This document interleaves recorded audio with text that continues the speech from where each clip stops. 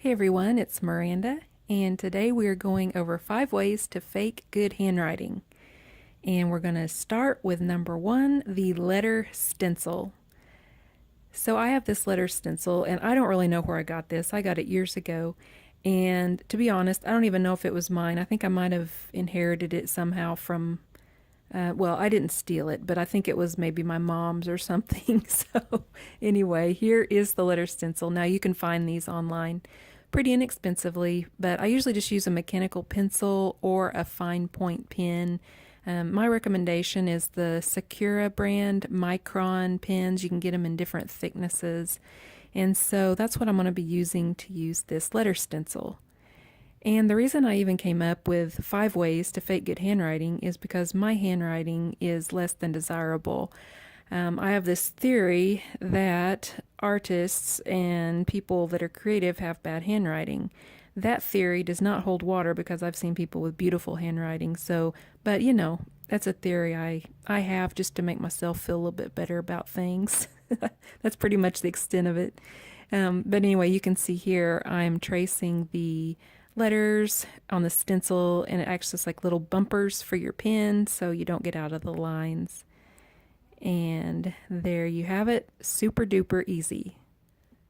The next way to fake good handwriting is to use the graphite transfer method. Here I have a piece of cardstock, and it has beautiful font writing on there that I love and I want to kind of emulate, but I don't have that good of handwriting. So what I'm going to do is take my pencil, aka graphite, lead, and color on the back to almost make it into a piece of copy paper. And then I'm going to turn that over and put that down on my paper. And then you want to be sure to just use the plastic end of your mechanical pencil. Don't leave the lead out. Just go ahead and just suck that lead back up in the pencil and just use the plastic tip and bear down, and almost like you're engraving those letters, and just trace over the letters very carefully, exactly as you see them, with the graphite behind. And this will transfer it onto your paper below. They do make graphite paper, but if you don't have graphite paper, this method works just as well, or you can always get carbon copy paper. And the good thing about the graphite is it is erasable if you do make a mistake. So here you can see it transferred very nicely, and you can always go over it again with your pencil or a pen and darken that up, and you can add different color ink to it or whatever you want to make it the exact look that you're going for. So this method is excellent if you have something that you like the font on that you would like to transfer it onto another piece of paper. The third method that we're going to go over are calligraphy stamps, and there are a number of different stamp lines on the market that have a scripty feel to them, or look, I should say, to them. And they also make stick letters, and so you can find a bunch of different fonts. But this particular method, we're going to be using the calligraphy scripted look. And the stamps I'm using are from Recollections, which is Michael's brand. But I have a whole bunch of different brands listed on my blog just to give you an idea of some different brands you might want to look at. You might like one font better than the other. And so there are options there for you. If you want to find out more options, you can just click my link to my blog in the description box below. So here I'm just lining up the letters like I want them to read. So I'm making the word love, L-O-V-E. And then I'm taking my grid on my acrylic block and just lining that up and making sure I have it nice and straight. You'll notice I did use a pencil line underneath to make sure I'm stamping everything in a straight line and it's not going uphill or downhill. Using a little bit of ink on there and turning that over and stamping that down onto my paper. Now you'll notice the particular way I have these laid out, it does leave a gap in between the letters. So if you want your letters to look a little bit closer, it's best, I feel, with the calligraphy stamps just to do them one at a time, because there is a little bit of a rim, I guess, for lack of a better term, around the stamp. And so that way you can get it closer in just by doing it manually rather than trying to line them up, and the little, rubber edge of the stamp or photopolymer or whatever kind it is not touching the next letter, if that makes sense. Now, the next method we're going to use is a ruler. And this is just very simple. I kind of prefer to use what's called a T-square ruler because you can use the edge of the ruler. You see that long end there on the right, and you can butt that up against the edge of the paper, and that way it makes 100% sure that your line is perfectly straight rather than your ruler being tilted and the line being a little bit wonky. Wonky, I guess, is a word. Crooked is another way to say wonky. So basically, I am doing that same thing on the top of the paper, and I'm going to make the word hello.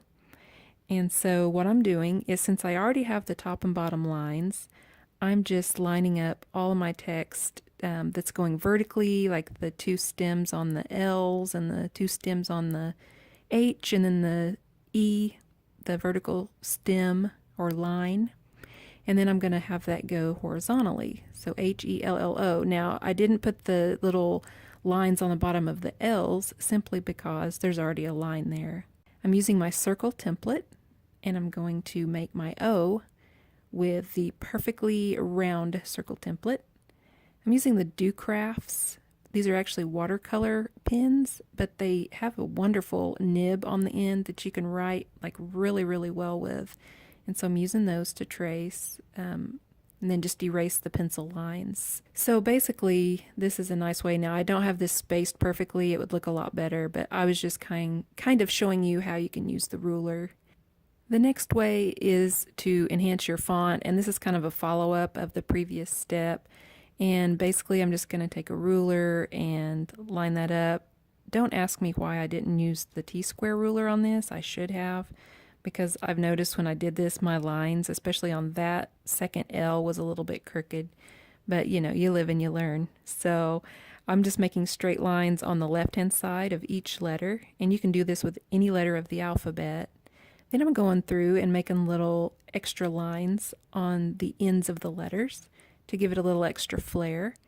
And I'm just adding little swirls and flourishes on the letters just to give it some added interest.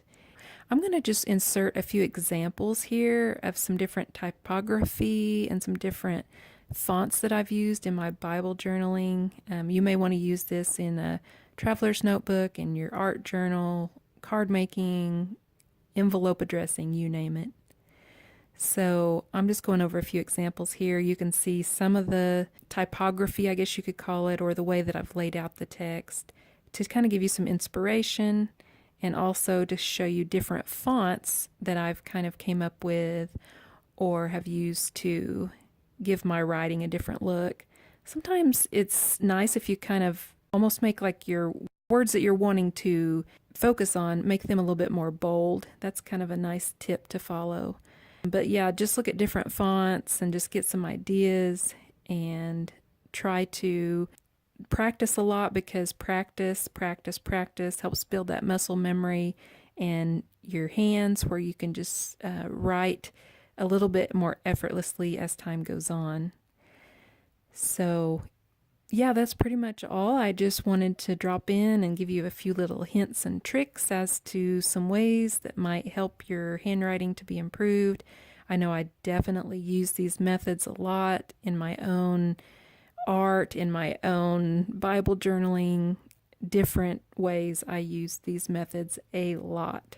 I'm happy to answer any questions in the comments section below, so just leave me questions if you have them. Also, you can check out my blog for links and further description. So thank you for watching, and have a great day.